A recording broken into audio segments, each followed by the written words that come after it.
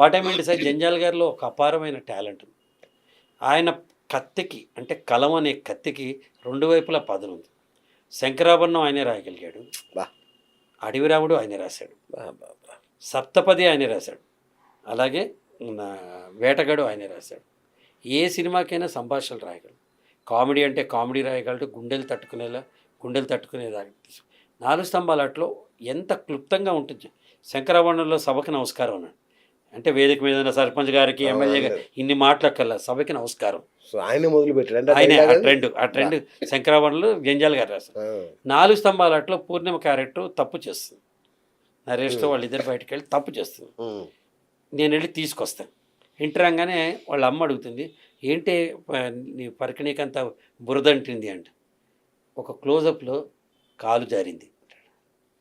బా మొత్తం సినిమా కథ ఒక పదంలో చెప్పగలరు. బా బా. అటువంటి బ్రివిటీ ఇన్ రైటింగ్, అటువంటి కమ్యూనికేటివ్ స్కిల్స్ మా గురువు జంజాల గారికి మాత్రమే ఉంటాయి.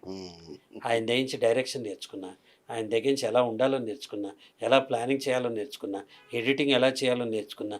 ఒక ఆర్టిస్టు, మీరు ఒక చిన్న ఎగ్జాంపుల్ చెప్పి టాపిక్ క్లోజ్ చేస్తాను. వాళ్ళ ఇంట్లో ఇంకా ముద్దమందార షూటింగ్ స్టార్ట్ కల, వాళ్ళ ఇంట్లోకి ఉన్నా నేను. ఓ రోజు పిలిచి మరో చరిత్ర సినిమా చూసావా కమల సంధి అని అడిగాను. చూశాను హైదరాబాద్లో. వాళ్ళు మళ్ళీ వెళ్ళి రాన్నారు. నేను మల్లాది గోపాలకృష్ణ గారు ఇంకో ఫ్రెండ్ ఉండేవారు, ఇద్దరం కలిసి వెళ్ళాం. బాగుందా, సూపర్ ఉంది సినిమాలు. మళ్ళీ నెక్స్ట్ డే మళ్ళీ మరో చరిత్రకి వెళ్ళాం. దేనికి అన్న, ఈసారి కమల్ హాసన్ ఒక్కడనే చూడు, సినిమాని కథని చూడకు, కమల్ హాసన్ ఎట్లా యాక్ట్ చేస్తాడో చూడాలి. ఓకే అని వెళ్ళాం. థర్డ్ డే మళ్ళీ సినిమాకి వెళ్ళాం.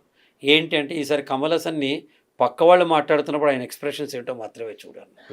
ఫోర్త్ డే అసలు సినిమా కథ టేకింగ్ ఎలా ఉందో చూడమని 6 సార్లు ఒకటే సినిమాని చూపించి ప్రతి షాట్ నా బ్రెయిన్లోకి ఎక్కేలా చేశారు. బా